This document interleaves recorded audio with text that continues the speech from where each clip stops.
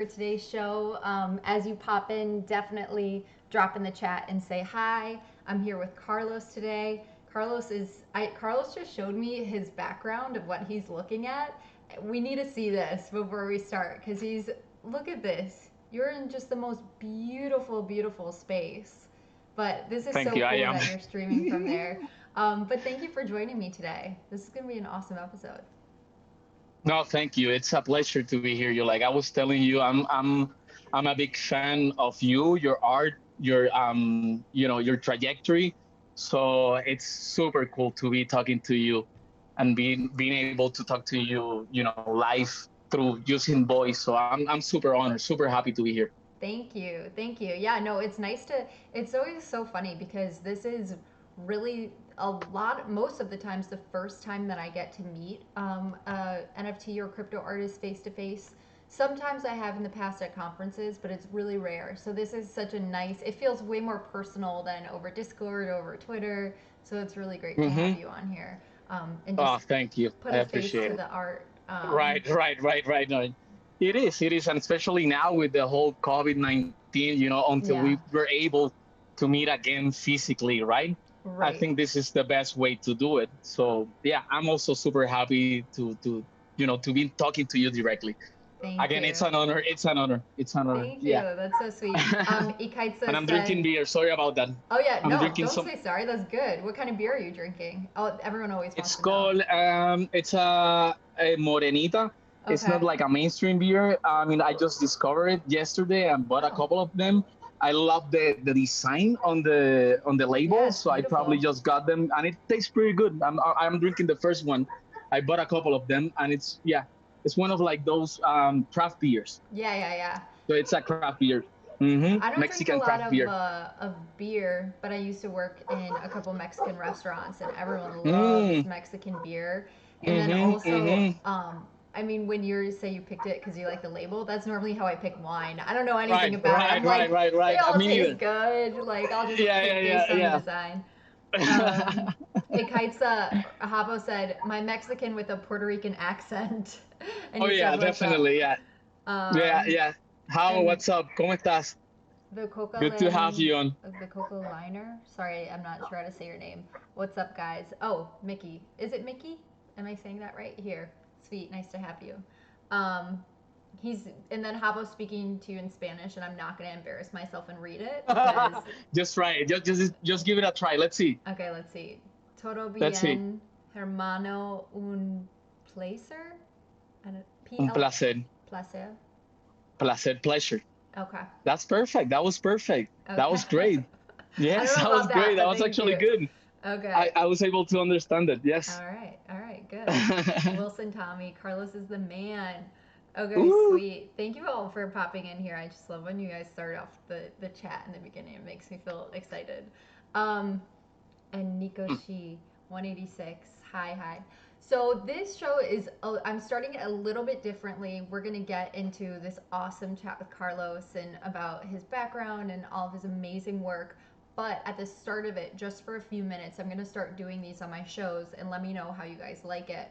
But I'm gonna talk about a couple pieces that are on async art and a couple of the artists that have just kind of put some work out there and they're doing really cool things. You guys know I talk about async all the time, so it just seemed like it was fitting. And also, I think it's amazing to just highlight more artists in the space. That's what this show is meant for. Mm. And it'll be nice to just we talk about all these things, but it'll be nice to see art at the beginning of the segments for just a couple minutes. Mm-hmm. And then if you guys have more questions, we can talk about it later or on my Discord, definitely reach out. But let me know what you guys think of it. But I'm going to pull up a couple pieces on my screen and talk about them just for a couple minutes. And then we'll get into the interview with you, Carlos. So maybe we're gonna have Perfect. to, Sounds good. and we can chat about these together. I'll pull them up. Oh yeah. But Why not? yeah, Absolutely. you can finish your Absolutely. beer during this and then get another one before we start chatting. Thanks. Okay, perfect. So let's see. I'm gonna try to switch screens. I think this will work. Oh, not that screen. This screen. All right. I think yeah, perfect. Okay, so um, Async sent me two pieces that they'd love to chat about, And these are really cool when I started reading about them. So I wasn't familiar with either of them until this, which is also a reason why I love it, because I can just get to know more people. But this is a really cool Scent article that Sam Bruckman, working with Async, wrote about this piece. It's on a pilgrimage for our future. And there are 9 pieces and the 9 layers, and then there's a master artwork. It's by Fabian Rashid. And the really Mm. cool thing about this when I was reading is that they're location specific. So, really quick, just on Async, you guys probably know I've chatted about this. Async, you have a master artwork, which is everything combined that you can auction off or sell at a fixed price. But then you also have layers that you can sell or give away or do whatever you'd like with them that can actually affect the masterpiece. So, a simple example, if I'm a collector and I purchased an art piece and the artist decided that they want the collector to put in their coordinates, for example. So I put in my coordinates, it finds out that I'm in Chicago, and because I'm in Chicago, it plugs in my time zone and like the day and night cycle change. So there's really cool ways that your collectors can actually interact with your artwork on Async. So here, this piece, which is really cool because it's location based, and the amazing thing about it, let's see if you could see the map on the screen. The amazing thing about it, Pilgrimage, is a location based artwork which consists of 9 3D models that are minted into NFTs, and the NFTs can be acquired for free by traveling to one of these 9 cultural hubs, which are across the world. So one in New One is York, in one in Mexico. Nigeria. Yep, Yeah. one is in Mexico, one is in Brazil. So there's India, Mm-hmm. all these different places, which is so cool. And if you're, I believe, if you're the first to go there and unlock it, you get the NFT for free, which is so Wow. cool. That's super cool. Yeah, and That's they amazing. the artist just made it such a global artwork, which I mean, I just think that's epic. And then all of those 9 NFTs affect the original. And once the 9 pieces are collected, and look at this cool, like, I don't know how to zoom in on my PC, sorry, but this really cool. Once they're all collected, then the artist will auction off the original piece. So just, I mean, this is so cool. I just want to read this one comment and then I'll talk about the other piece. But um, this person commented that they're so excited and they could get their hand on a piece of unique art whose backstory is rather captivating. The only site for the energy center that the M can be connected to in Africa is actually in their city, which is so cool. Not quite far from where they stay. And they said that they feel like Indiana Jones, like in the Lost Ark, trying to set out and see if they can claim the NFT. So, anyways, I just think it's so cool. It shows what Async can like do, which is just so many like endless options.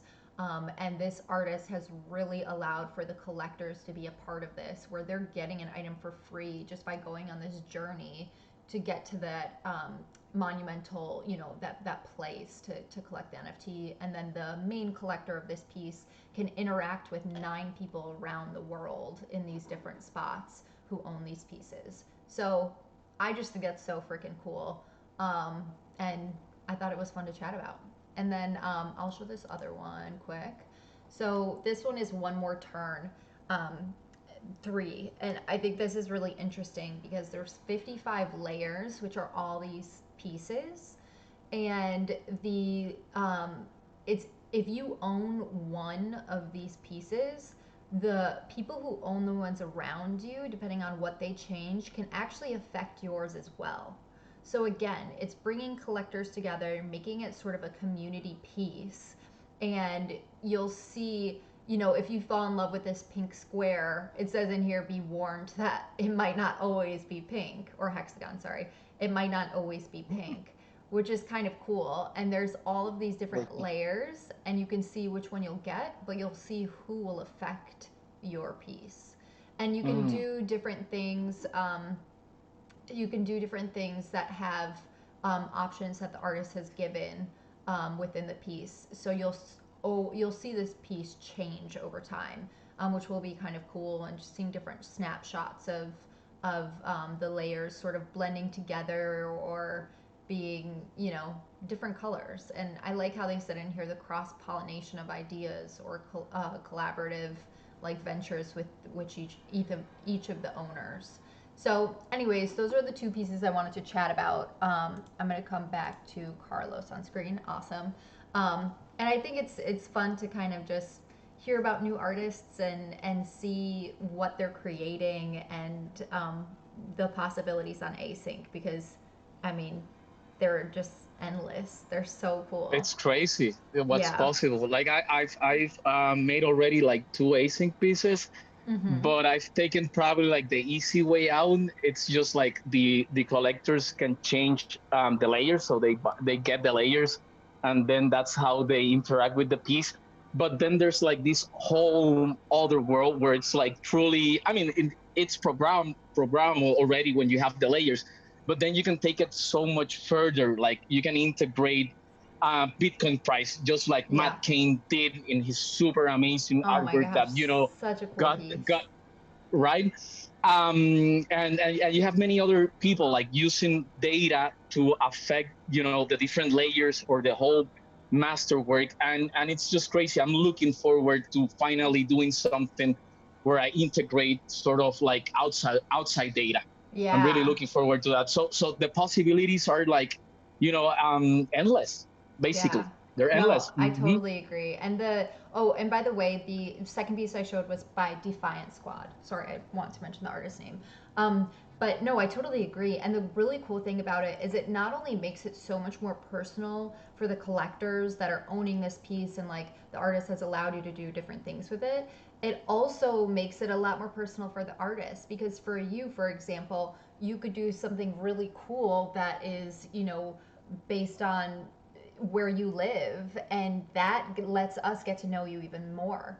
Hmm. So I just think it's a cool, I mean, you guys know I love the platform and it's fun to just see what the It is. different artists are doing.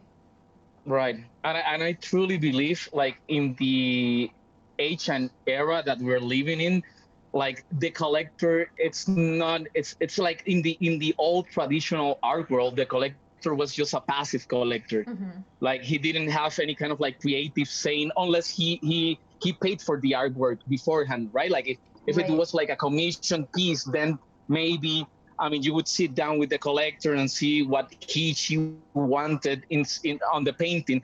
But this is something completely. I mean, it's 21st century. It's Yeah. postmodern art, digital art, where the collector is not a passive collector. She becomes truly a creative addendum to what the artist is trying to communicate, and that's just beautiful. Yeah. That's perfect. That's No, I perfect. totally agree. Sorry, I'm just trying to expand this chat so I can see it perfect. No, I totally agree with you, and it is really beautiful. And I love. I need to check out your pieces on there. I'm not sure if I've seen your pieces on there, but I've been living with my head in sand recently, so it's my own fault. I know. Um, I I've been in the same position. It's too much information. yeah, It's yeah. crazy. It's been crazy. It's been crazy. I mean, and then you've been longer inside this whole ecosystem longer than me. So I mean, it's No, okay. it's so amazing. I mean, okay, so let's get into the meat of this. I like I said, I'm super excited to have you on. By the way, I love your shirt. It like Thank you. matches perfectly with your setting right now, which is so fun. But I would love to hear about your journey Hmm. into creating art because you are a multi-talented 3D artist, but you animate, Hmm. you do so many things with your work and it's Hmm. so beautiful and I like want to be transported to all of these different rooms that you make. I would Hmm. love to Hmm. just hear about like what inspired you, how you got started with that. Sure. Like as you mentioned, like my main thing is 3D art. Mm-hmm. I've been doing 3D art for probably like 8 years now. It's something that I actually got into because I went to school and I did screenwriting Mm-hmm. with an outlook to become like a film director. That's why I probably like I know I have like a crypto art documentary Yeah. inside me, and I'm gonna try to, you know, work as hard as possible to make that a reality. But obviously we'll have to wait until this whole COVID-19 Yeah. thing clears out. But it's something that I'm really looking forward to doing. So I actually got into like 3D art because of film. So I wanted to like add like VFX 3D stuff to my own short films. Maybe someday I'll tokenize some of my like really old cringe-worthy Yeah. first films and see who buys that. So that's how I got into all of that. I've done like different things all related to art for the longest time. I was actually I ran a class in a private university in Mexico City where I combined it was a class in film directing but mixed with VFX. So how do Oh, you direct films that that have inside of them VFX? Like a lot of like right. today's blockbuster films are mostly filmed on green screen, so you have Right. to be able to work with the actors to kind of like let them know, yeah, there's like a big mountain here, even though it's just one big green Green screen. screen, So right. right. So I spent a couple of years doing that, trying to figure out like how I was gonna like get into like making my own films. But like through all that time, even though like I didn't get the chance to like direct my first feature length film, I kept working and honing my 3D skills Yeah. because it's something that I really enjoyed. Like I always told myself, if you want to get good at a craft, you have to practice it daily. You have to be able to practice it daily. And I had the with film, the problem is like you cannot film a movie every day, right? It's something Yeah. like it just happens once in a while. You have to like organize the people, the crew.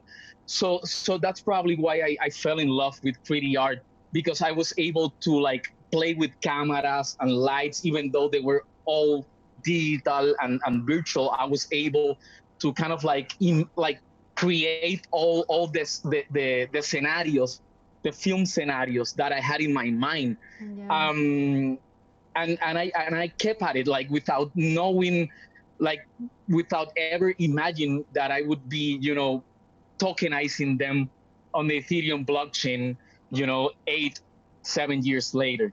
Wow. But that's how I got into 3D art, and it was mostly, it was a passion thing. Like I Hmm. never imagined I was gonna like make any money out of it.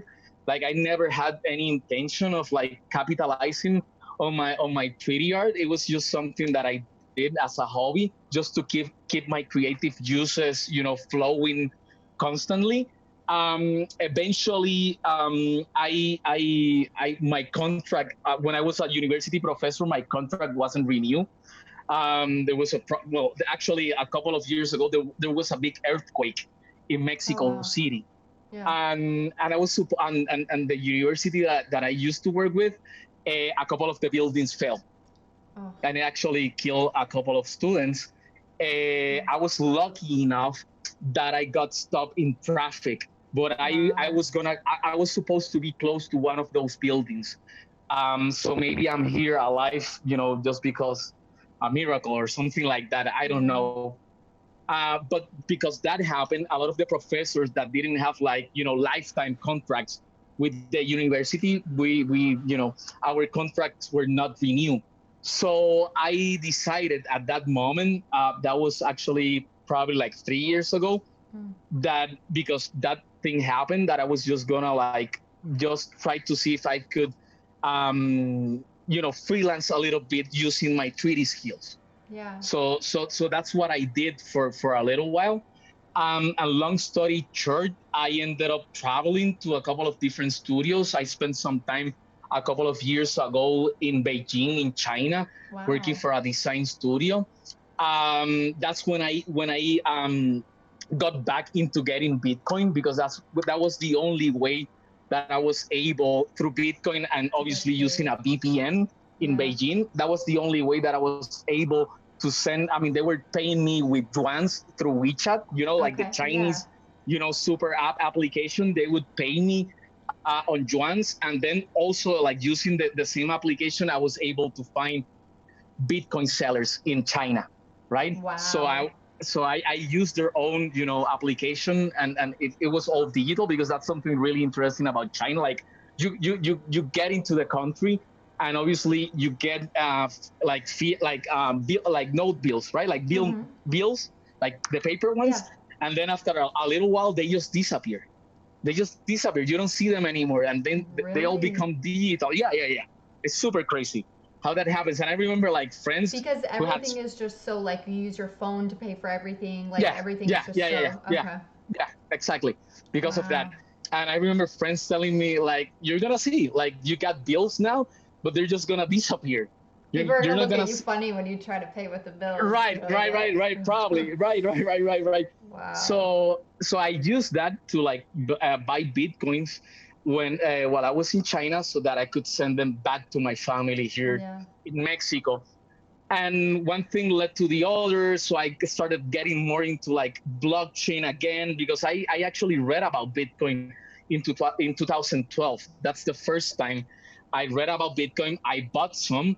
I didn't hold them. I actually spent them on the Silk Road. I don't mind saying that. I'm Yeah. super open about that. That's how that was one of the first real use cases for Bitcoin, Yeah. whether you like it or not. That was it. That was Believe it. me, I agree. And I think it actually propelled Bitcoin in a lot of ways. And I'm a Sure. big supporter of the Albrecht family and what's going on with there. So no, I think that's Yeah, I yeah, mean, yeah, yeah. you're that what year was that? Were you That using was 2012.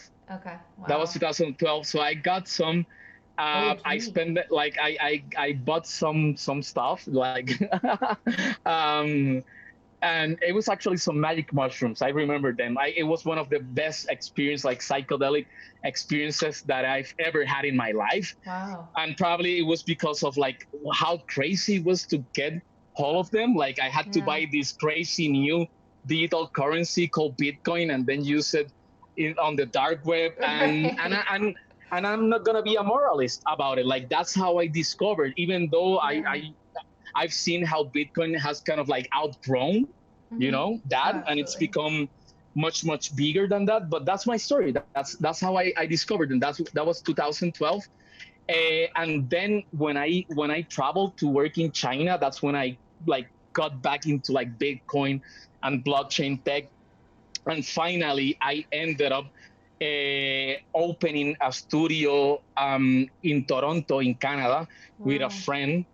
After I left China, with like I met a Chinese investor, Mhm. and he told my friend and I if we were willing to go to Toronto and open a design studio to work exclusively with blockchain companies, and we obviously said yes.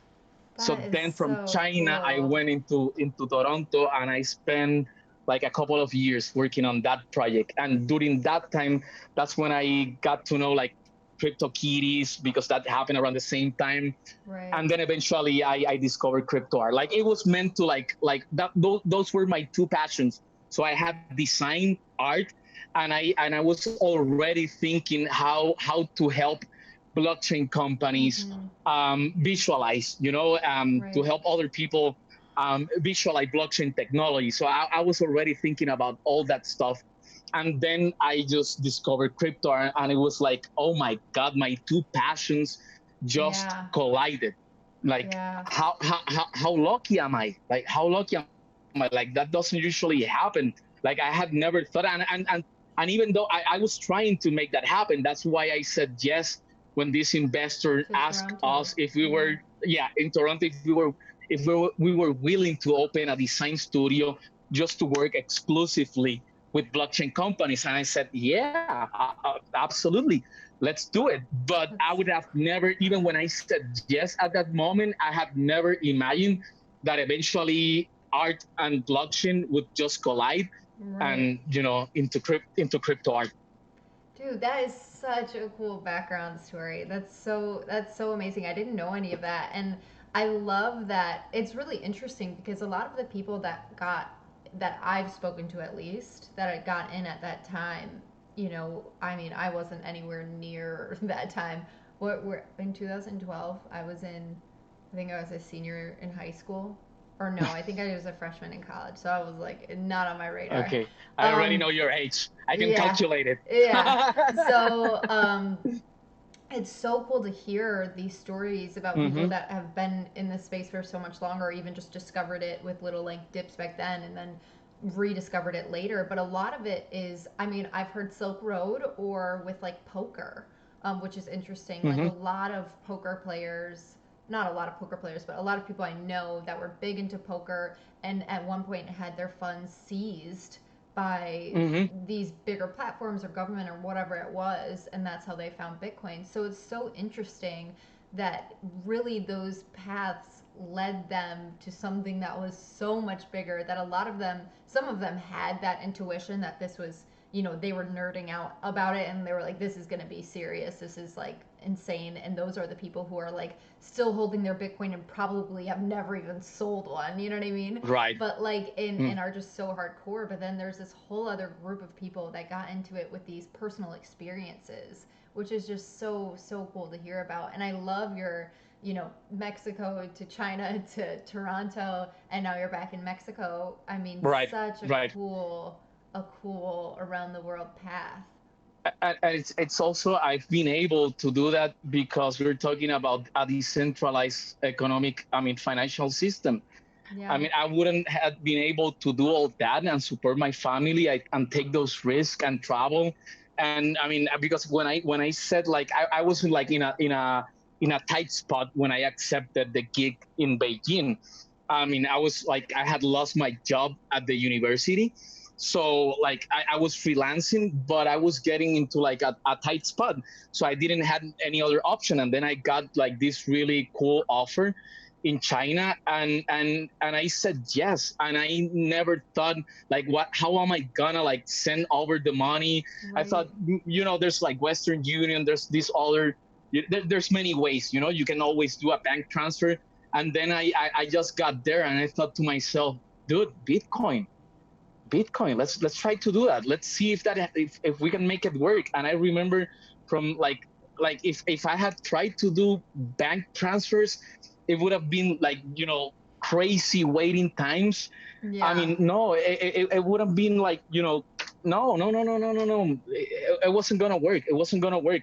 The only way I was able to do that and work in China for a little while was because of Bitcoin. Was Yeah. because of Bitcoin. And it just showed me that I remember like my mom used to tell me, like, even though we are like I am a mix between Mexican and Puerto Rican, she always told me like we're global citizens. Yeah. Like don't be afraid of the world. Like Mm. any part of the world is also yours. Like it's a shared planet. We're all the same humanity. It's like we're living in a. It's probably because I was raised in Puerto Rico, which is an island, Right. and so you can like extrapolate the idea of an island to the whole fucking world. Like this is an island. I mean, until like Elon Musk Yeah. finds the way so that we can be like a multi-planet species, which I think that's something that we really need to work on. And I agree with him. um Up until now we live in an island. We're together in a deserted island in the middle of the universe. So my mom used to always tell me that, kind of like, oh, we're global citizens. And when I started having these experiences, that's when I said, I mean, the only way you can become that global citizen if you use a global borderless digital currency like Bitcoin. Yeah, absolutely. Dude, I love that. You just like summed up so much of the ethos behind Bitcoin and cryptocurrency within your own personal story and what your mom ingrained in you growing up. Like Mm-hmm. that's so Mm-hmm. it's so beautiful and it just makes so much sense for you and your path. And what an Mm-hmm. amazing like I always say I just feel so lucky, but also it's definitely more than luck. You know what I mean? Mm-hmm. Like I mean, obviously we work really hard to get where we're at, but it's really cool things that align with your path, and it just that's amazing. I love It, your background. That's awesome to hear. Thank you for sharing that. No, no, no. I'm super happy that you're giving me the opportunity to share it, because I sometimes think, like sometimes artists, we tend to be like too self-conscious. Yeah. Like, who's gonna care about my art? Who's gonna care about my story? I've been battling with that, and trying to like push myself to be more open and tell my story because I feel it can help other people. Oh, absolutely. And not only help other people, I feel like it also like in a weird way it helps you become more creative and like have that confidence that you're creating truly from the heart and people are connecting with that personal thing that you've given.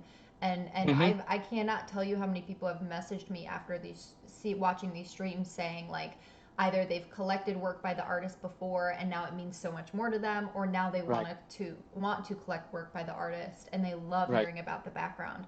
So honestly, it's right. like a benefit for everyone. um, Exactly. that's a part of it. And we all, I mean, I want to know other artists, and I always say that's selfishly why I do this show. It's such an amazing way to connect with everyone. So There's so many interesting people inside this ecosystem. Like yeah. I cannot wait to meet a lot of the artists that I've been able to build relationships, even though it's been, through DMs and Twitter and Discord and Telegram. But it feels like I've always tell like my fellow crypto artists that I've been able to survive mentally and emotionally the lockdown and the pandemic and the COVID-19 because of this community. Yeah. Oh, absolutely. And For, it forget about also, the money. right. No, no, no. Forget Go about the ahead. money and the crypto. Forget about the money and the crypto. Yeah. Which is nice because that's also helped me survive. Yeah, real And life. I'm Of right, course. right. Of course, I'm not gonna like bullshit anybody here. Like, oh, I don't care about that. Of course I No, it's do important. because Of course. it's important. But the way I've been able to kind of like I know my experience with all this. I mean, only 100 years in a lifetime kind of crisis. I've only been able to really survive it and thrive even because of my fellow artists and my colleagues and the Yeah. collectors and the relationships that I've been able to build with them. Yeah. So I it's like I tweeted not long ago, like I'm starting to measure this experience, this journey in the love given and the Mm. love received. Mm. That's it. That's That's it. amazing. That's a good journey then so far, I'm sure. Right. Um, Also, while we were chatting, there's lots of people in the chat just talking about some of your work. Hmm. Jaffe Hig loved your Coyote Soul piece. Carlos, nice work you've been doing. Thank GT you. popped in and said, "Hey, love your blockchain is the message piece. I had a reoccurring nightmare as a kid of an infinite TV looping like this." Whoa, wow, that's great to Um, hear. That's yeah, crazy. a one and then Bitcoin Monopoly. One of my favorite NFTs is the Serpent God. So just a Cool, lot of people popping in and cool, talking cool. about your art and how amazing it is. So Love you um, all. Love you all. it's always nice to hear what other people connect with of your stuff, Hmm. because you start to like think about why you personally made that piece and why it might connect with someone else. So it's kind of fun to hear. um, I agree. Infinity rooms. Yeah, I mean, your work is so cool. I would love to chat a little bit. Thank you for telling us your background, which is so amazing. Hmm.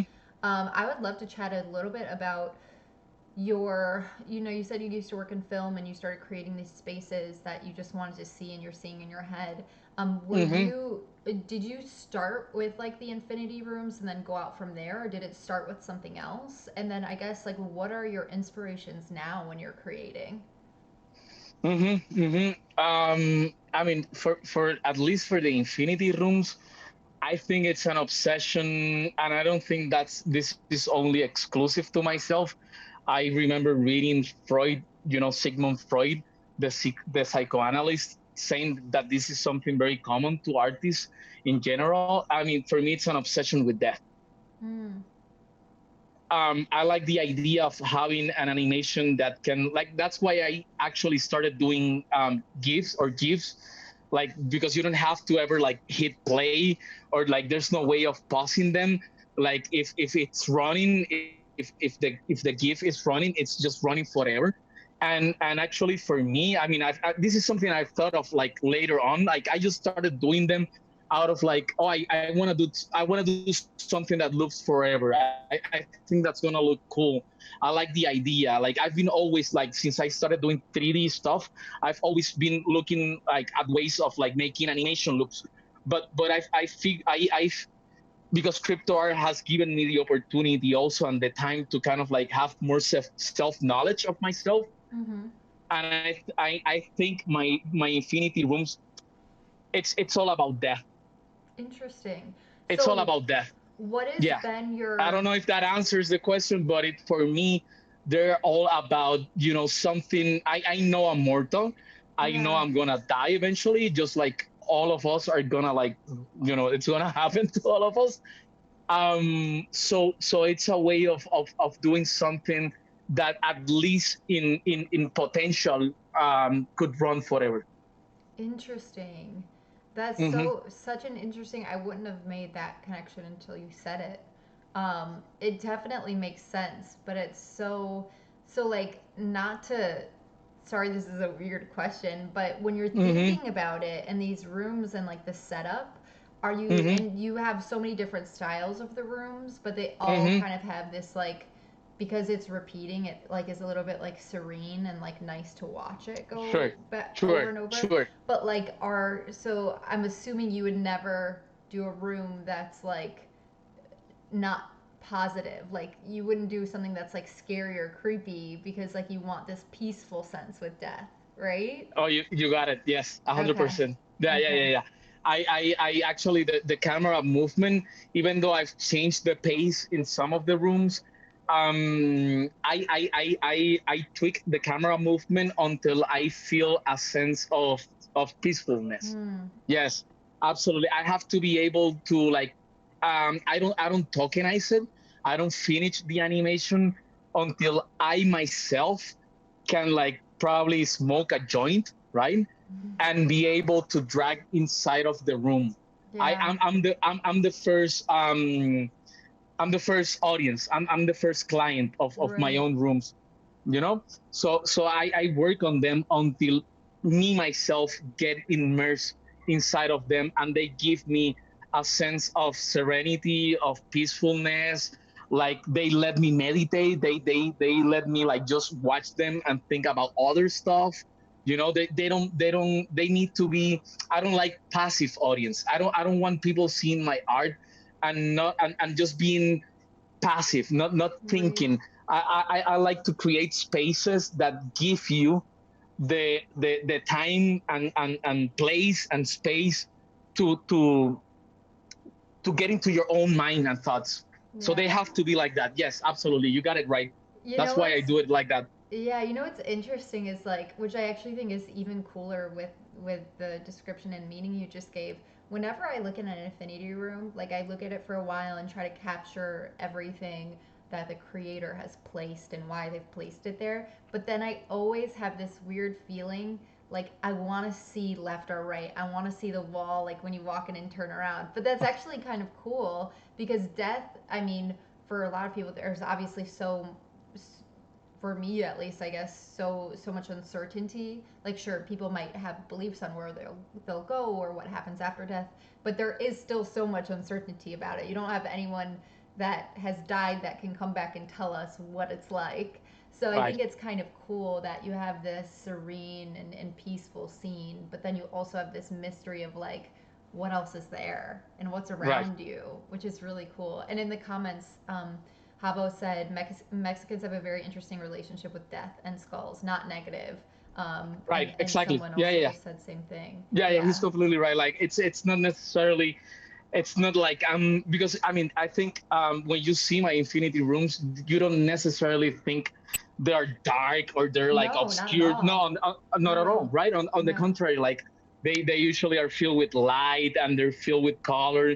And I think Havo is right. Like it might have something to do with a non-negative relationship Mm-hmm. with death. Sure. Yes. Yes. I have to completely agree. I mean, for like Mexicans and Latin Americans in general, like it's not necessarily a negative thing, and I think that's cool. I think I that's think cool. so It. too. Yeah. Mm-hmm, It mm-hmm, gives mm-hmm. it gives you more of like a when a loved one passes on, more of like a reason to celebrate their life, and it's not just Mm-hmm. mourning. And like, oh, I mean, one of my best friends that I grew up, her parents are both from Mexico, and they are in so many ways so much closer to their family, even if they're far from their family.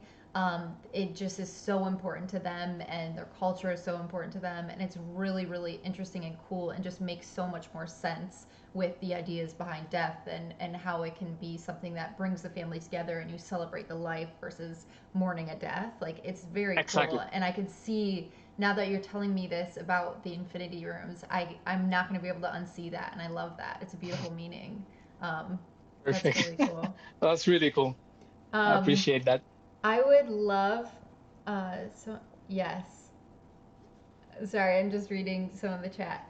Um, Also, it's Mm-hmm. interesting now talking about just some of these other ideas that go into your art, and knowing, seeing the pieces. Someone was mentioning some of the pieces you dropped on like Nifty Gateway that were so cool, by the way. Those Mm-hmm. were so epic. Mm-hmm. Do you Thank want you. to like talk about those animals and like the patterns on them, and kind of what the Sure. inspiration behind those are? Because that's a Sure. totally Yeah. different feeling than your infinity rooms or It is. It infinite is. rooms. Sorry.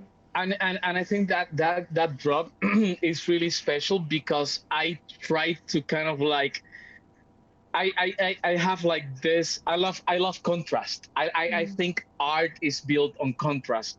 Like there's no art without contrast. That's what makes art works work. And so I wanted to go back to something that felt like really old and ancient, but I wanted to mix it with the future. So I render out the animations using the render token, which is an ERC20 coin that lets, sorry, 3D artists render on the cloud using distributed GPU distributed GPUs paying with crypto money, with cryptocurrencies. cool. And I've been really into that project because they raised money in 2017.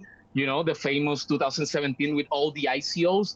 But I feel like they're one of the only companies that raised money in 2017 And and did made a something with it. product and Yeah. did something with it, you know, and we gotta be, self-critical, right? Even Right. inside crypto, we have to. And that's why I love them. So those animals, they were animated inside Cinema 4D, my main 3D software app, and then they were rendered out using blockchain technology. But then the textures were done using AI that was fed different images from different Mexican indigenous cultures. So I Yeah. had the serpent god was done using Aztec art. So The cool. coyote was done doing Otomi art, which is another people, and then we have the last one, the Jaguar was done using Huichol art. So it was kind of my way. Like I can only pay tribute to the past if I'm also helping that past exist in the future, if that makes sense. Oh, absolutely. Absolutely. And like, what's that phrase? I forgot how it goes, but like, you die twice. Like the first time you die, and the second time when someone says your name for the last time, like the last time they talk about you, because then the memory of you dies too. I Right, don't know the right. I actual get it. phrase, but you know Yeah, what yeah, I yeah, mean. yeah. So Uh-huh, same uh-huh. thing. And what it Mhm. reminds me of, and I don't know if this was intended, but I think it's such a cool um, I don't know, parallel. When I was, so like I said, I used to work in a Mexican restaurant, and Mhm. the owner lived in Mexico for some time and would always bring back beautiful Mexican art, like seriously some of the most beautiful art I've ever seen. And Mhm. we had like one of the biggest collections of mezcal outside of Mm. Baja, or outside of Mexico, and Mhm. Mhm. we on the shelves, I don't know what they're called, maybe you know what they're called, these beautiful wood carved animals that were all hand painted. Mhm. And Mhm. he Mhm. had Mhm. the Mhm. biggest collection, and I forget what they were called, but the animals that you did sort of reminded me of it, with the Oh beautiful, yeah. like, so colorful, so many beautiful meanings, hand painted on Yeah, these yeah, wood yeah, yeah. carvings of these They're animals. called alebrijes. You're talking Okay. probably Yeah, I'm about sure. alebrije, which is like They're this so cool. mythical Yes. creatures that are like a mix and match of different. It's our fantasy world, like just like as other like Western countries have like their own ways of working inside the fantasy genre. Like here in Mexico, we have like really crazy fantasy animals. Yeah. And the interesting thing is, like, I did them without thinking about the alebrijes. Mm-hmm. And when I did the first one that I created was actually the Jaguar. And when I saw it, the first thing I thought I just made an alebrije. Yeah. I just made one of these A mythical creatures. 3D like animated one, Yes, which is so cool. and That's I so wasn't cool. that wasn't my goal. That wasn't something Right. that I was looking at doing. But it's interesting because I feel like we artists are just kind of like empty bases, right? And we get filled with everything that is around us, and unconsciously we put it in our art, and then Yeah. it takes other people sometimes to tell us, oh, I think you did something, like this is what you were Mm-hmm. probably trying to do, and then you think about it and you're like, oh yeah, maybe that's what I was trying to Yeah. do. and Yeah. and and that's the beauty. That's what I love about art. Like That's you so have to be cool. open of other people's interpretations. It's an act of humility, I think. Yeah. I think it's an act of humility. It's a twofold act of humility. Like whenever you watch another person's artwork and you really take the time to watch it, just when I watch your nifty gateway drop, that I couldn't take my eyes off those beautiful, I mean, Oh, thank human you. figures that you made. It's you get a chance to see the world through somebody's eyes, Yeah. and you have to be humble enough to let yourself be invaded by somebody else point of view. And it's the same with your own art. Some people come and see it, and let you know, I think it has to do with this, right? And then you have to be humble enough to say to yourself, you know what, maybe Yeah. it is, and I did it unconsciously.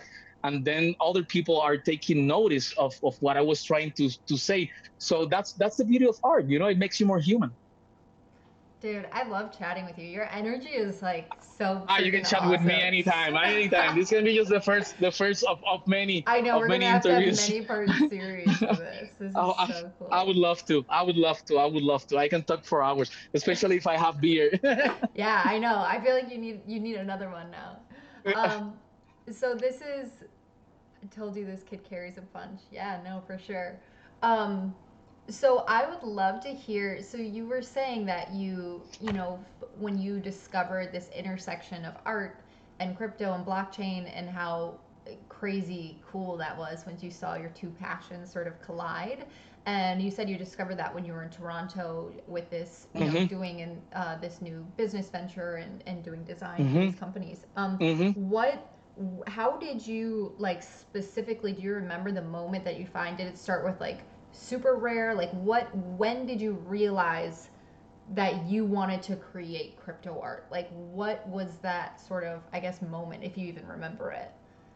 I do remember it. I don't remember, like, I don't have all the details. I don't actually remember how I ran into Super Rare's website. Mm-hmm. Maybe, I mean, I can guess that it was probably, I mean, I like to keep, because I was working on a design company that was working with blockchain companies. I always was reading kind of like CoinDesk, Cointelegraph, every kind of like crypto blog out there. Like, I was getting back into using Twitter because I I, Mm-hmm. I knew, like, of course, crypto Twitter, everything happens there. I don't actually remember. I just remember, running into Super Rare's website and seeing what was going on, and thinking to myself, this is crazy. Yeah, I need to try see it what's out. up with this. I need to try it out. And yeah. I don't remember it. Like, I don't remember. It was that mythical for me. Like, I don't even want to, like, know exactly how I got and how I discovered crypto art. I rather, like, just create now, like, a mythical story of how I got into crypto art, and how I Yeah. but because it's just as mythical for me as, like, the Right. story behind Bitcoin and Satoshi Nakamoto.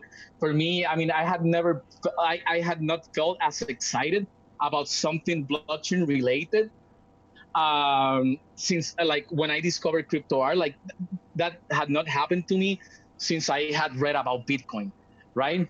Yeah. So I probably ran into Superware's website and I thought to myself, I need to try this out, and I did.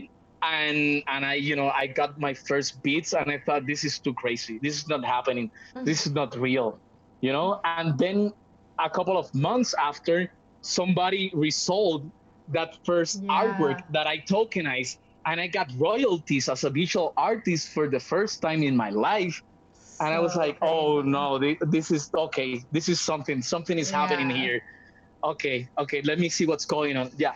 So probably like when I got royalties, when I got my first royalty payment, which was like 2 months after I first tokenized my first NFT on Superware. That's when I told myself, okay, this there's something going on here. There's Yeah. something going on here. That's a different Hmm. feeling for sure. That's when you get a royalty. It's like it's such a different feeling because you get paid for your artwork infinitely. Obviously, there are a lot of loopholes right now that hopefully can be figured out, but it's very it's a game changer. It's That's Hmm. not what happens in the industry at all right now. Hmm. So it's something very special going on there. Um, yeah, Breadbreaker said yes to artist royalties. NFTs are greater in that for in the traditional way in that, which is so true. Artists should Hmm. be able to enjoy their success while they're alive. Absolutely. Exactly. When an artwork that you have sold, given away for free or sold for amounts that at the time made sense to sell them for, and then they go for that much more later on, it is nice to capture a portion of that. And also the collector still gets a huge cut, the platform gets their cut, and then the artist gets a cut, which is in my opinion the only right thing to do. And Exactly. Hmm. it's different. I mean, imagine getting paid a royalty that's bigger than your initial sale of the piece, and then Oh, I think imagine that doing that that three that times on the same piece, I, you know I know because I today I got on one of my infinity rooms, the one I did with Lucho Poletti. Oh, such a If cool one. if if if Steve Bitboss, Oh yeah. from Digitable, but he said no, I'm not gonna accept the 25 ETH bid that this new collector. I don't know how long she has been on Super Rare, but I don't remember. Like I think she is quite new. Max Stealth, and this person put a 25 ETH bid on the Infinity Room I Mm-hmm. did with Lucho Poletti. And the first thing when I talk with Lucho is like, dude, if Steve accepts this bid, we're getting more money from It's royalties crazy. than we got from the Initial initial sale. payment, from the Wow. initial sale. So And that's imagine, crazy. well, if Steve does sell it for whatever price, and then imagine if it sold, a third time and a year later, and it's even more than the second time. Like it's so Mind crazy. blown. Which is also like small little side note when traditional games are a little bit scared of blockchain and scared to sort of like have their players be connected to communities that are outside of their own because they want to like keep it all private. Right, I'm like, don't right, you right. realize you could sell that sword once and then they could sell it and get a cut and want to buy more items, but then you also get a cut. And then they Hmm. sell it a third time and you get a cut. And I'm like, you're literally just making money on top of this piece over and Right, over and over right, again. You right, would right, right, want right. that. So we'll But see but once that but kicks in. Yeah, yeah, exactly. It's a matter of, like, how do they say it? It's a matter of when, Yeah. not right. Like Not if, it's gonna yeah. happen, not if. Exactly. Not Like if, but it's gonna when. happen. Like when you think about it, like when you think really about what you just said, and you like once like forward thinking video games company start to see that potential, it's just gonna blow up, Oh, and yeah. NFTs are right in the center, in the middle of all that. That's why I'm super bullish, and I'm gonna be honest. Like it's been in 3 weeks, it's gonna be a year from my first super rare Wow. token, which I'm gonna announce That's that I'm cool. gonna have something drop on that day, on Yeah. the 22nd of November. Yeah. So I'm gonna drop something on that date to celebrate a whole year on Super Rare. Um, yeah, I forgot what I was gonna say. I'm That's just like, cool though. That's thank you, Super awesome. Rare. That's it. A That's it. It's year, been one yeah. year. It's been a year. It's been a year. Yeah, it's Yes. been a And year can you already. imagine, like, it's been a year, but it also probably feels so much longer than that, right? Oh yeah, It's oh like, yeah, oh yeah, oh yeah. It's like that, like time in the crypto art space, and in crypto mm-hmm. in general, like it just moves so quick and so fast. Yeah, hmm no, I mean, absolutely. and in my case, crypto art has been life changing. I was even thinking a couple of days ago, like I was thinking to myself, if this doesn't last, which I'm right now, just now, I think it's gonna last, but that's something recent for me, like that Mm-hmm. realization that this whole NFT, digital art on the blockchain is here to stay. That Wow. just happened like yesterday for me, even though I've been Interesting. already like Yeah. a year, doing this. Like just yesterday I thought to myself, oh shit, I think this is here to stay, Yeah. which is super cool. Like it just gets me more excited.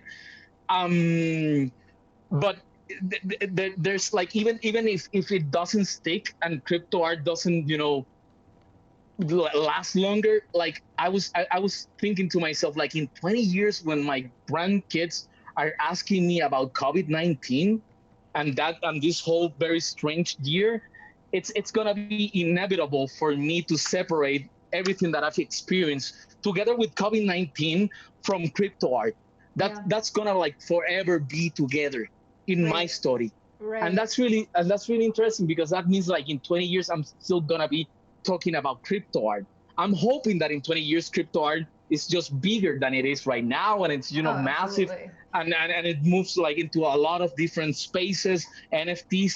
But even if it doesn't happen, like in 20 years I'm gonna be old, and I'm still gonna be talking about crypto art because it happened in this very strange time and moment. Especially when, I mean, when you told us about your story earlier and the earthquake and sort of a lot of people lost their job from that and obviously COVID now, it's so interesting because it makes you appreciate the smaller things like traffic. Like thank God you were stuck in hmm traffic that day, hmm hmm and appreciate the things around you. And especially with a lot of people losing their jobs during COVID Right. and I communities lost my job. completely, yeah, I lost my during job during COVID. COVID. Yeah, yeah, Yeah, yeah. I did. I communities did. I being did. completely changed. And this is And so you're full time. So you're full time crypto art. oh, 100%. I'm Yeah, a full-time crypto artist. that's This is what I amazing. do. This is what I do. I'm all in.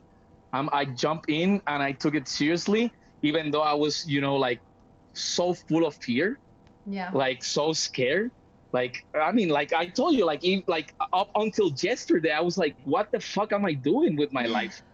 Like, what am I doing? Like, what is this? Crypto art, NFTs? What? Wow.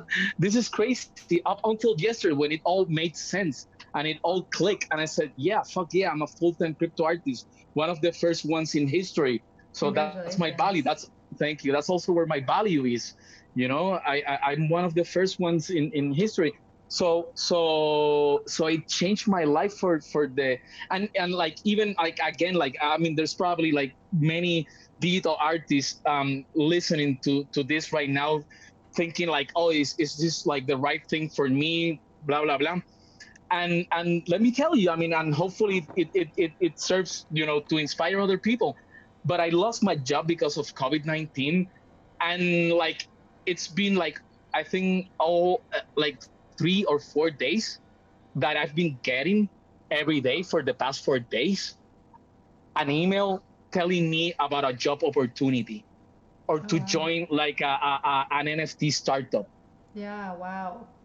That's So crazy. so that's crazy. I lost my job, and I could have like said, fuck, what am I gonna do? And just like, go crazy and get really anxious. And I thought, I really believe in all this. I've been believing in blockchain and crypto for a long time. So let's go all into all this. And I've been getting job offers now because of crypto art. Yeah. So it saved my life. What can I say? It saved my life. Saved my That's life. amazing. I mean, congratulations also with having that sort of that thought yesterday. Like this is it. This is amazing, and This this is is it. what I'm gonna do. So Mm-hmm. congratulations on that. Mm-hmm. Havo in the comments said, um, carry some artists in Latin America with you, man. Crypto money in Latin America could be life changing. DM me if Absolutely. you want, and we can plan it. Um, which is kind of cool, and just I will. working together because I agree in so many different places, and I've um, even artists around me that you know grew up in rough parts of Chicago and can Hmm. create the some of the most beautiful pieces I've ever seen, and I've been trying to get people on it, and a lot of people are just like not into it. You know what I've started saying to people? I've started saying, "What do you have to lose? Right. Put a Exactly. piece up. Exactly. See, Exactly.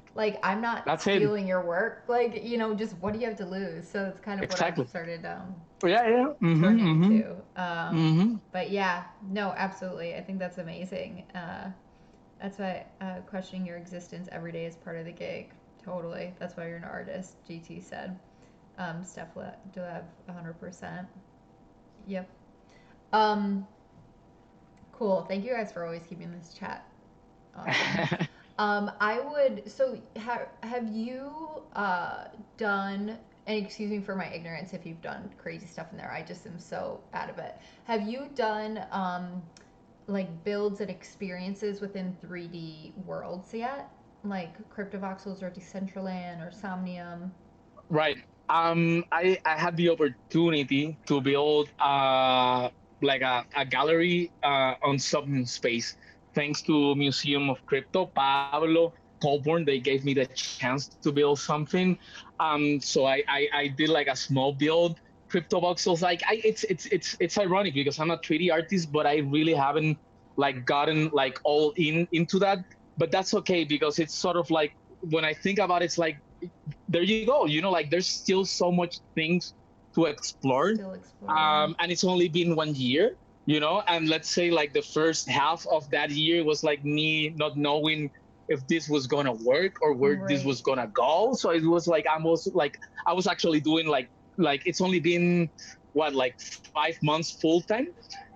So the other half of the year has been like part time, and I wasn't kind of like sure where this was all going. So for me, that's one of the things that I'm really looking forward to doing now. I actually have this idea of creating also my own like little virtual worlds inside like some game engine Uh, like Unity that's cool. or Unreal. I'm actually teaching myself right now a little bit of Unreal Engine, and I would love to have those little worlds be part, kind of like unlockable content, Yeah. right? So you get the NFT, you buy the NFT, and that's the key that opens up this little small 3D world that only you and I can go into. Yeah. Oh, that's so cool. So so I'm looking forward to doing that. So that means like I that's one of the things, like that I want to get more into. Yeah. And that gets me like really excited about like what I still have left to do Oh, inside absolutely. crypto art. No, totally. And the Hmm. nice thing is that there's so much technology and so many things always changing that it's like, oh, you need to learn this. Oh, you need to do this. You need to try out that. So there's like really you can't get bored with it. There's always going to be No. something else coming out that you're like, I need to try that. Right, Um, right, right. what do you have like if you can share, if not, it's fine. But do you have anything uh, coming up that you're really excited about that you're working on? Different art pieces, or maybe I don't know if you want to talk about the art piece that you'll do on your like 1 year I got tons anniversary. of stuff. I got tons of stuff. I got a lot of stuff. I'm constantly I'm in a constant state of like, artistic and aesthetic excitement. That's I got awesome. an infinity room. I got a collab coming out soon with Sky Golpe or Sky Okay. Golpe. I don't know how I would pronounce that. But he does this really good like digital paintings with like this figures, but the head is like the face is just drawn over. Like it's Okay. really ominous kind of paintings that I love. So I got a collaboration with him. What else do I got a couple of things. I got like with Franklin Fitch. Hopefully he's like listening to this now. He we're putting out like next month a couple of digital poetries. So I'm gonna Oh, be cool. creating an infinity room inspired uh, on one of his poems. I got a lot of things to do. What I don't have enough is sometimes time. you Yeah. know. Oh my gosh. and Tell me and I'm about just it. gonna announce this, so it's like the first time, but I got a collaboration. I started talking with, and I'm really excited about this. Like my first collab with Xcopy. Oh, no way. That's so cool. So I'm like, That's I'm like, and huge. he reached out. I was like, like a fanboy. Like, oh shit, Yeah. Xcopy just reached out, and you That's gonna know, be hope, epic. I cannot hope wait to see that. That is it's gonna gonna be be an epic. Xcopy Infinity Room. I That's as much as I can say, and Okay. we don't know yet when we're dropping it, but there's like an Xcopy Infinity Room coming Bread soon. Breaker, she's like, when and where? She's like, give me more information now. That is gonna be freaking epic. Okay, I'm excited for that piece. I needed to. That's as much as I can say. That's it. That okay, that's fair. Well, we need to put our notifications on so we can see and hear where that's coming. But that'll be really, really cool. I'm excited for I that. I hope love so. that you Me have too. so many things working. Are infinity rooms? Because that's really when I think about your art. That's what I think about. I know you do so many other things, but like that's immediately what comes to my head.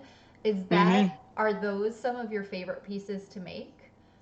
Just They, meaning mhm. and experience. They are. I think they're the most like liberating ones. I can think of, like, since I started doing crypto, I can think of two like main series. Apart from the Infinity Room one, the other one is the Fiat es Violentiam, which is kind of Latin for fiat money is violence. I mean, Yeah, that's those are actually that. really cool pieces that you did. Oh, I love Thank you. those. So for me, that's kind of like my more, I would say, probably like my more political side. Yeah. Maybe, right? That's me kind of like, saying this is what I believe in. This is me defending crypto. This is me defending Bitcoin. This is me defending freedom. But then, interestingly enough, artistically, the Infinity Rooms just give me the opportunity to be really free in Yeah. an artistic way. And I love doing them in collaboration with other artists because it also goes back to that whole obsession with death. So Mm-hmm. that's my way of immortalizing also others people's style and So art. cool. It's like, when like, it's like I wanna like immortalize you forever. I'm Yeah. obsessed with that. So let me immortalize you in one of my infinity rooms. So hopefully eventually you'll give me the opportunity That to sounds immortalize you in one of my amazing. infinity rooms. Yeah, we'll figure that out. That sounds amazing. Okay, cool. Thank you for even wanting to do that. Um, Yeah, of it's course. funny. Hmm. Me and my uh, fiance always say that we're not gonna die. We're just gonna upload our brains to the internet, and we kind of like Right, right, right, joke right, about right, it. But right, it's kind of it. I mean, it's an right. interesting thought. I mean, even one of my questions at the end of this, when we close up, one of my questions is, would you want to live forever if you had health? So it's interesting to Hmm. hear Hmm. people's, because I'm interested in it, and it's interesting to hear people's responses on the show, because I feel like it gives it often they have really interesting answers based on their life or their Hmm. religion or how they grew up that impact that answer. Hmm. Hmm. Um, and Hmm. it's I just love hearing the answer to that. And I had that for season 2. I changed my questions at the end, but I kept that one. So maybe we are all obsessed Abs- with death. Maybe I am too. I don't yeah, yeah, know. yeah. Or the idea No, of not dying. Freud would have said that you are unconsciously, because Yeah. you're an artist, and all, for at least for him, he thought that all artists are obsessed with death, even if they don't Oh, want to like accept it. right. And so I would say, that's what I'm trying to do. I would say, I'm gonna answer yes. I'm gonna answer yes. I would like to live forever. I think I'm trying to do that with my art. Mm-hmm. So, and that's why I also love crypto art, because it's on the blockchain. Right. It's there, written, right, engraved there forever. So there's gonna be a possibility for, like, if you want to look back what was created on the blockchain in 2000, in 2020, 2019, I'm gonna be there. You're gonna be Mm-hmm. able to see that I was doing that. So for me, that's immortality. That for me is living forever. And yeah, that's what I'm trying to do. Like, I'm a realist. I don't know. I mean, if I could upload my brain, Yeah. before I die, I think I would, but because I tried also to be a realist, I probably technology is not gonna get Oh, there. sure. I Yeah. think, I mean, who knows? I might be wrong. Hopefully, I'm wrong. So as a realist, I'm trying to live forever, but I'm just using my art Right. because it's what I have right now. So cool. You speak the way you speak and the way you describe things is a bit poetic, which is really cool. I think what I have some. your words are so beautiful. I don't have that Thank talent. you, I thank you. there's No, so you do, many you do, like you do too. Like, no, but it's amazing. I mean, I always tell Matt Kane, I'm like the like everything he writes just looks mm-hmm, like poetry mm-hmm, to me. I'm like, you are the mm-hmm, most mm-hmm, amazing. That is not one mm-hmm, of my skills. You are the most amazing writer. The way you talk sounds like poetry. mm-hmm, I think someone mm-hmm. said this earlier in the. I don't remember who said it, but they were like, "I need to hire Carlos for voiceovers because they like your voice," which is funny. Um, I mean, yeah, sure, why not? I mean, yeah, a uh, man of many I, talents. Oh, and he I, guys I I think, I think, if you're gonna find, like, if we're talking about something else, like, if we're like just trying to make like small talk, you're gonna like notice how boring I really am. Oh no, you're not boring. I can tell. But Maybe you're bored with the conversation, you're bored with the right, other right, person, but right. you're That's it. not That's it. boring. That's it. Yeah. But if you get me on the right like subject, Right. and the ambience is the right ambience, like I get passionate. Like I cannot imagine a life without having something that you're really passionate about. Like that Oh, I would, agree. for me, would be like just not being alive. Oh, yeah. And No. what an amazing life that we can do what we're passionate about as our work. Like, that's crazy. Like, I don't, people are like, my friends are always like, what are you doing? And I'm like, oh, I'm working. And they're like, it's Saturday. Where are you working? And I'm like, because my work isn't Hmm. work. Like, it's part of my Exactly. life. I love it. Exactly. I shouldn't even call it Exactly. work anymore. I'm Exactly. living. Exactly. And I um, got, like, just before we're over, like, I want to say thank you to all my collectors, to everybody that has, belief in me and my art and my oh, yeah. career, because they've made this possible for me to concentrate on my passion, and just invest all my time. And like I always like to say to my collectors, like, I wake up, really excited about furthering my art career, but also about what they've already bought and they already got. Like I wake up thinking about how to work for myself, but for my collectors also. So I mean, Mhm. it's like you just said, like it doesn't feel like work. It just feels like, if you come from me, like working a design job and having to do whatever the client wants to do, and then you jump over into this and you have collectors, people that are willing to just hold to whatever, like, you did. It doesn't matter what it is, as long as it's honest and authentic and original. That's like a massive quantum leap, Oh, yeah. and that's why I wake up trying to be as grateful as possible, and try to be as grateful as possible to people like you that are helping, further the art career of many other artists, and thankful for my collectors. Like I love you all. I love you all. I That's truly do. amazing. You've changed my life. Hmm. That's amazing. No, and I have that same feeling for collectors and the community who even and I always try to stress some people don't have the means to be able to collect work they're really interested in, but Hmm. even showing up Hmm. to you know chatting in Discord channels, tweeting or liking or Right, showing up to these right, shows, right, all of right, that you are a part right. of the community, Oh yes, oh yes, no oh matter yes, what. So I think that's oh such a yes, oh special yes. message as well. Yes, Um, definitely. Yeah, I agree with that. Yeah, it's a beautiful community. Hmm. yeah. I just asked in the chat, and I'll also mention if you guys have questions for Carlos, definitely pop them here. Um, there's a couple that came in. Nikoshi 186 said, "Do you ever feel that the limitations of technology, 3D technology, limit your creativity?" Um, that's a really good question. I would say off the top of my head that it doesn't. Okay. Like the other way around. Like it gives me the opportunity to create whatever I have inside my brain and my head. Like, like when you're dealing with physical objects and physical materials, then you're limited to what you can get on your art store, or like what you can buy, that is close to your house, or what you can afford, right? Because a lot of like art materials, I mean, they tend to be, somewhat expensive. Yeah. But when you're working digitally, I feel like, that you don't have actually no limitations, Yeah. right? Like you can, like, if you learn to model in 3D, you can model whatever you want to model. You can model a person, you can model a car, you can model a whole house. You're limited only by the amount of time that you're willing to invest in your craft.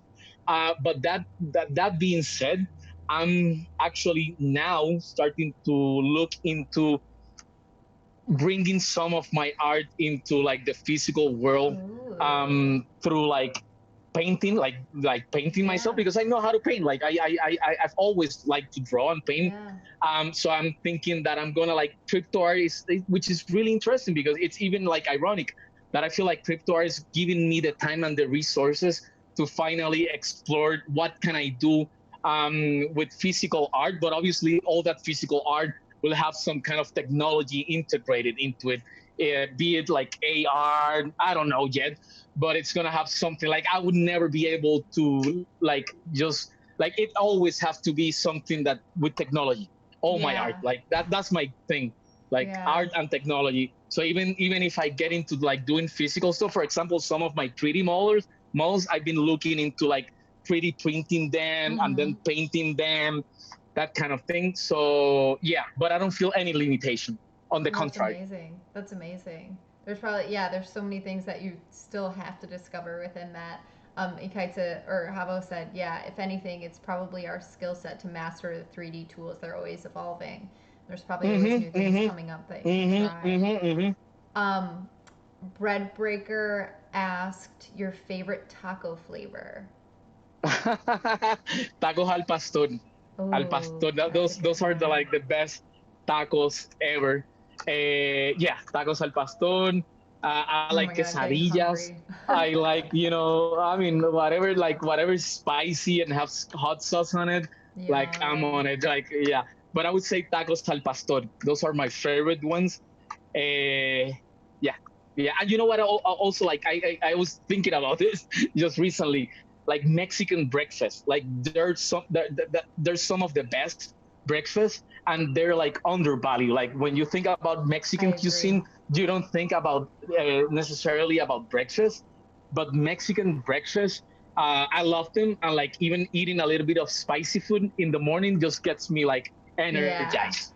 I Mm-hmm. agree because I mean I won't pretend that I know a ton about Mexican breakfast or food, but when I used Mm-hmm. to stay with my friend and her parents are from Mexico and her mom would make me Mm-hmm. breakfast in the morning, I was like, it's an entire meal. It's not a All cereal right. or eggs. It's like chorizo and black beans Yeah. and Yeah. in a Yeah. freaking Yeah. egg Yeah. and tacos Yeah. in a Yeah. taco and it's like, oh, this is so good. Like, and Yeah. she Yeah. Yeah. always, it's so funny whenever she knows that I'm coming over to there to stay because she know Mm-hmm. I love to eat and tacos are my favorite food. Like I eat them 5 days a Mm-hmm. week. She literally like prepares everything for me. She's like she knows that I love. She like mixes chorizo and black beans and like Yeah. Yeah. Yeah. for tap. And oh my I'm gosh, getting hungry too. oh, I know. I can talk. I love tacos. They're so Yeah. freaking good. But yeah, no, good choice. Let's see the yeah chilaquiles, very good. I'd Chilaquiles. probably Yeah. stay Yeah. as For long, but I breakfast. love Absolutely. them. Um, No, you said it right. Chilaquiles. Yeah. That was okay, perfect. good. Uh, Chilaquiles. Mm-hmm. let's see. Oh, someone else has another question. I just don't want to skip it. Um, oh, GT asked, um, Carlos, what's the best starter transition in 3D software? I'm coming from a physical sculptor to digital. Mm. Mm. I mean, if it's if you want to like really like make the transition from like sculpting from like using physical materials to using digital ones, there's only one choice, which is ZBrush, which is a Yeah. digital sculpting tool. I would just say like, I mean, it's daunting. Yeah. I'm not a master on that one. I use it, but it's a little bit difficult, like first to like get into it. But once you get the hang of it, it's the best digital sculpting tool out there by far. Okay, So that cool. would be the And one. ZBrush ZBrush. seems so much easier than Blender to me. It just seems so much It, easier. it I think they've programmed it in a way. I think they've made a real good job to listening to the digital sculptures and Yeah.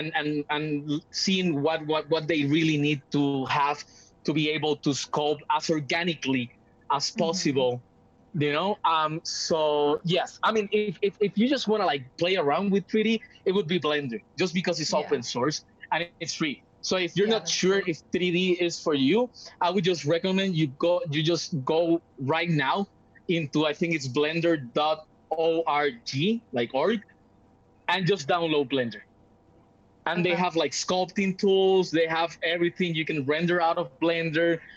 It's a great software. I would just go into Blender. hmm Yeah. Oh, That and would be also an option. that's very helpful. He did the okay mark. Um, sorry if I'm saying your name wrong, Jaffe Hig, but Jaffe would love to hear more about or a little bit about your augmented reality work. Right. Okay. Cool. Because I've done a little bit of that. Actually, even before I got into crypto art, I got into. I heard about Unity, the game engine. Mm-hmm. So I downloaded, because it's also one of those softwares that they have like a freemium version, so you can download the free version and just play around with it. And I really got into like trying to do like interactive stuff. And like I think it was like, that was actually 4 years ago, right, when Trump got elected.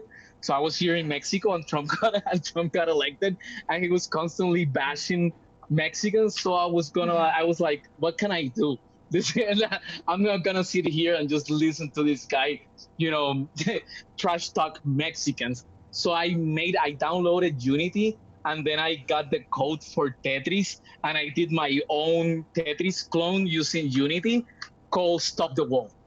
So Oh, you played against Donald Trump, like he's throwing. Like I made a little animation of that's Trump. cool. The app was for like a little while on the Google Play, and also on the Apple App Store for a Yeah. little while, like 4 years ago.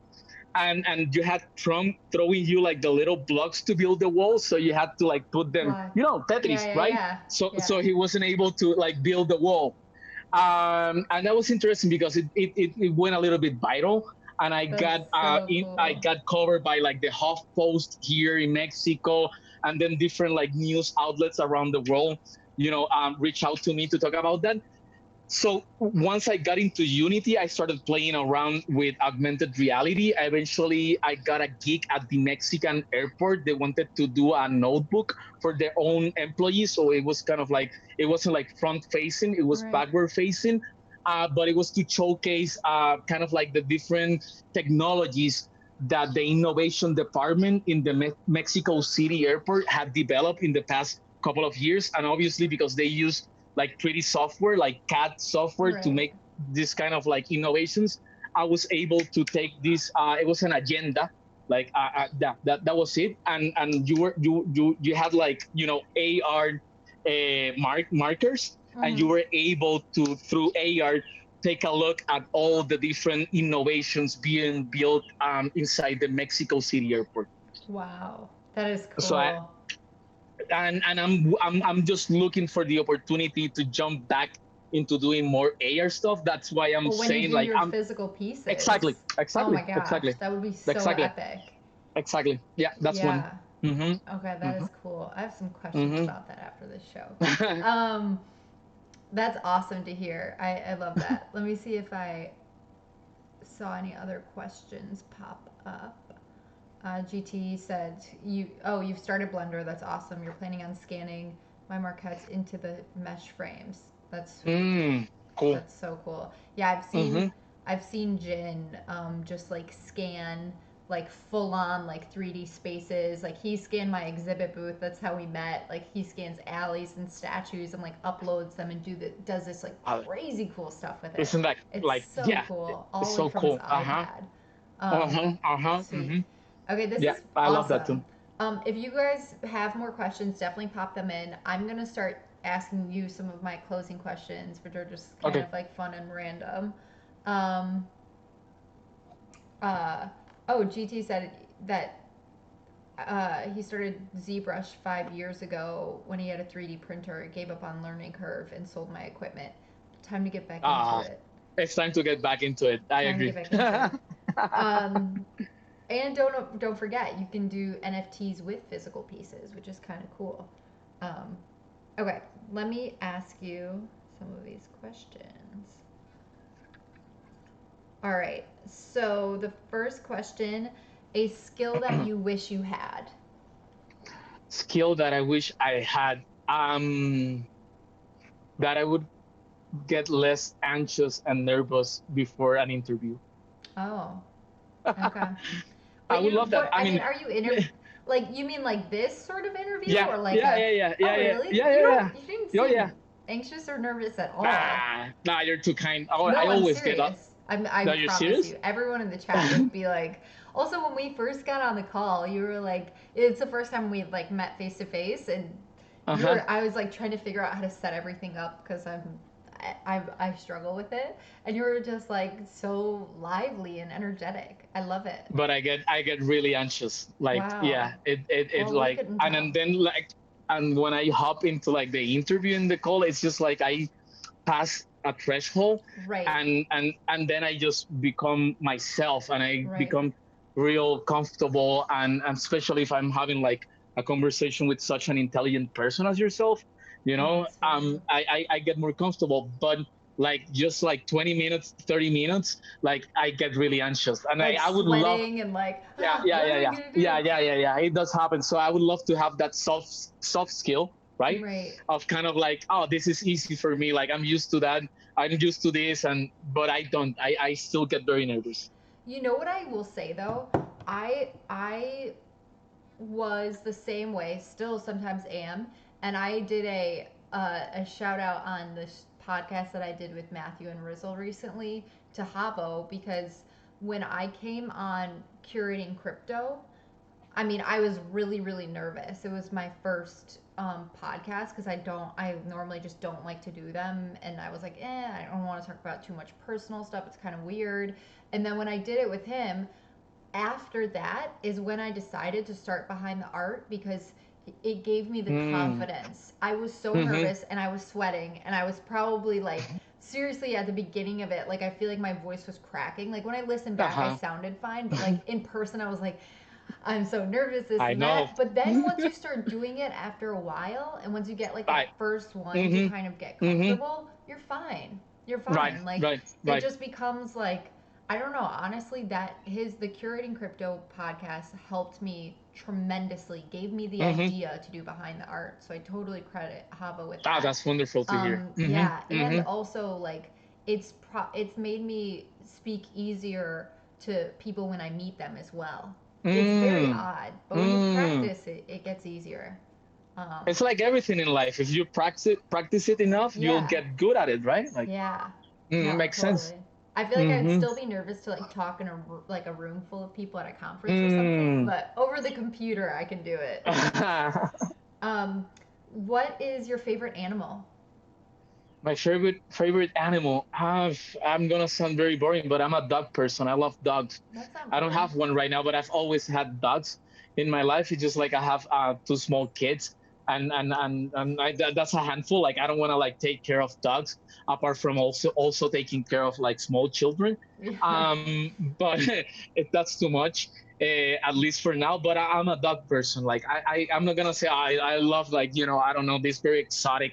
I Oh was no, that's like fair. jaguars. Like I've done jaguars on my artworks, and the serpent and all of that. But I'm a normal, dog person. I love Yeah, dogs. yeah.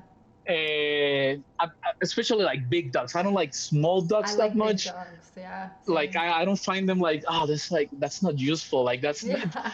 like, No, I know but what you like mean. I know what I you mean. I want them to be my friend, but I also like if I have some place that I want to protect, I want Hmm. the dog to be able to bark and protect a little bit the place. So yeah, like golden retrievers.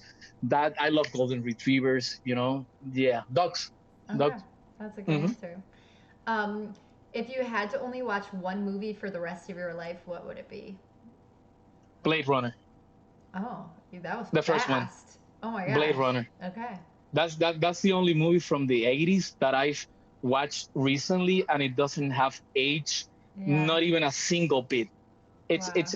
It's just crazy. It's mind blowing to see what they did on that film. Like it's just as important now as it was when it came out. Almost 40 years ago. It hasn't aged not 40 even years one ago? bit. Not That's it's crazy. almost 40 years ago. Wow. The first, I think it's You're yeah. right. I It's just googled actually it, it's not 1982. it's 1982. It's not even 1984. It's That's 1982. crazy. And I watched it, not long ago, and I was like, wow, I've wow, never seen it. wow. I need to see Oh, it. you have to, and it's gonna feel like a new movie. It's gonna feel like Yeah. a movie that just came out. It's crazy. Okay, that's Blade really Runner. I cool. could watch it over and over again. All right. Well, now I need to put that on my list.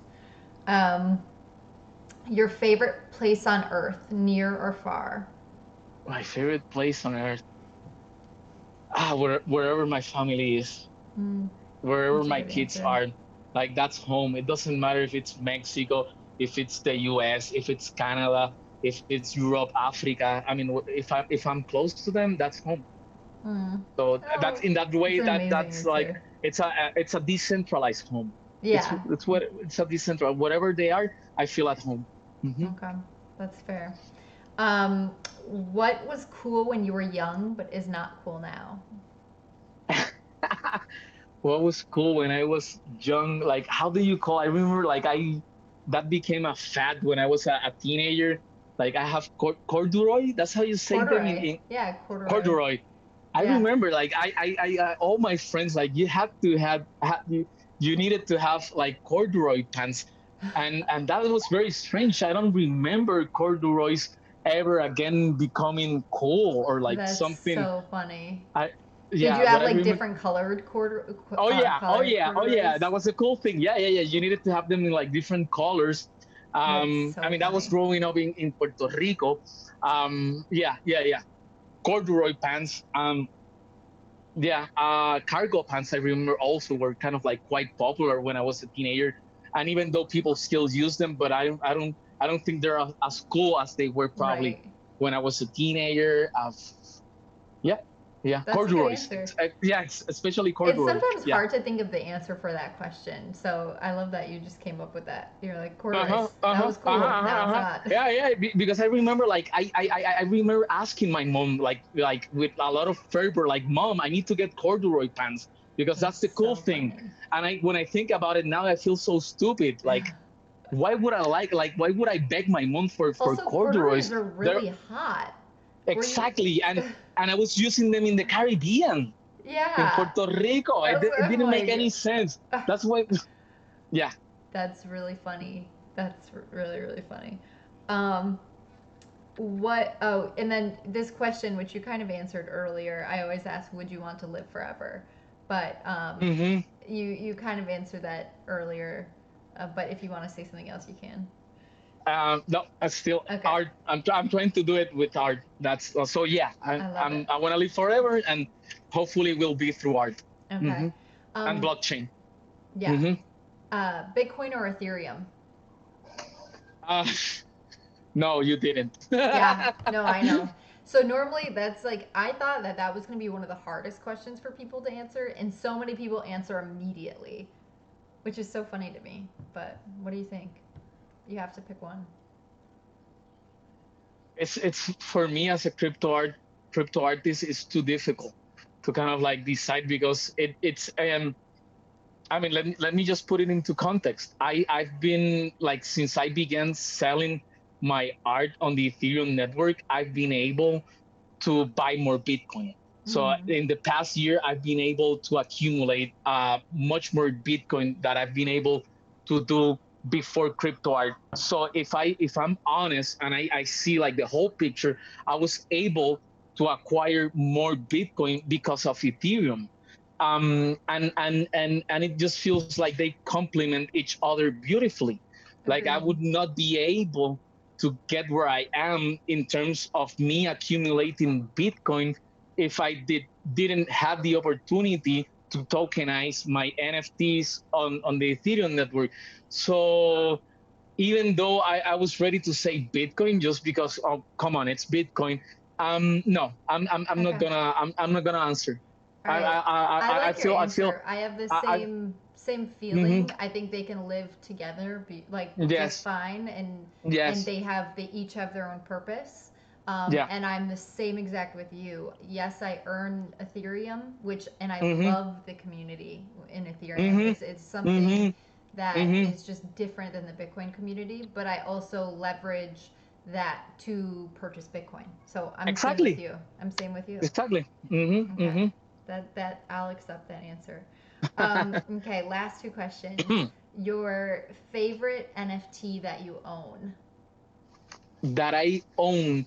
I love. I have a couple of Mattias Cuccini, Mm-hmm. Oh the yeah. Italian artist. And I got them also because he was the first one to welcome, one of the first ones to welcome me inside of like crypto art. Yeah. So I was like, when I got the chance to get some of his artwork, I did. So I would say his, yeah, I would say Matias. Mm-hmm, Okay. That's special. I love that story behind mm-hmm. that too. And then the last question. If you could have one NFT, anyone that you wanted for free, what would it be? So it can be art, it can be land, it could be the Genesis crypto kitty, it can Mm-hmm. be anything Mm-hmm. for free. Mm-hmm. Mm-hmm. Mm. I'm gonna say one of your NFTs and one of Xcopy's NFTs. Oh, cool. Thank you. That's very nice of you. Well, Uh, I mean, you're doing uh, a collab with X Copy, so uh-huh. that'll be Uh-huh. some cool But I don't have the deep pockets to yeah, get that's one true. of, like that's it. But I'm okay with doing a collab with him. Yeah, yeah. No, thank you. That's nice of you. And X Copy is a Mm-hmm. very like X Copy OG NFT artist. Such cool work, and you Mm-hmm. obviously when you look at it, you know it's an X Copy, Yeah. and I Yeah. love that Yeah. X Copy does this play on like X is so good at pumping out a piece right when something happens, and it's Yeah. so relevant, but it also Yeah. looks as refined and well done as all of his other pieces. It doesn't look like Mm-hmm. he rushed to Mm-hmm. made it, even though it's like so Mm-hmm. timely, which is really Mm-hmm. cool. Mm-hmm. Mm-hmm. Very very talented. I feel he's kind of like, and probably he's gonna have the same, hopefully he's gonna have the same transcendence. I Mm-hmm. feel he's kind of like the Basquiat, like the Mm, Jean Michel Basquiat, yeah. because of all the expressiveness, all the color. He's kind of like the Basquiat of the NFT world. Interesting. Wow, that's a huge So I've compliment. always compared him to like, and when you think about like the way Basquiat blew up, like when Right. he got into art, like nobody cared about him because he was just doing graffiti, but he was actually the guy who made graffiti go mainstream Oh and yeah. start being part of like art galleries. Oh yeah. And I feel like Xcopy carries the same kind of energy. Like he's a descendant of, like he's a digital descendant of Basquiat, and that's I what I love love that. about him. And Very Basquiat was cool. half Puerto Rican too, just like myself. So I love Basquiat and I love Xcopy. Yeah, Mm-hmm. I tried to get X Copy on the show. He's a little under. I'm trying to find a good way to get people who are more anonymous on the show without showing their faces. But then I'm also Mm-hmm. like sometimes I'm like, how could I even do a voice changer? But like still talk to them at the same time. So I need to come up with some super clever way to get the anonymous people on the show. But Right. I'm sure we'll you see. I'm will. I'm working on sure you that. will. I'm working on I'm that. sure you will. Um, I love that. That's awesome. This was such an amazing, energetic interview, and I love that I've got to know you a little bit more, and that I feel a lot more from what I knew, and I'm Mm-hmm. definitely gonna look at your art in a different way now, which I think is really special. Just you letting us into some of your world travels and Mm-hmm. your experience and your culture and growing up Mm-hmm. even with what your mom told you. Like I think that's such a Mm-hmm. cool story, and now I can see that in so much of your work. So I Mm-hmm. appreciate you just sharing your background and um, and your work with us. This has been a really cool stream. So thank you for coming on.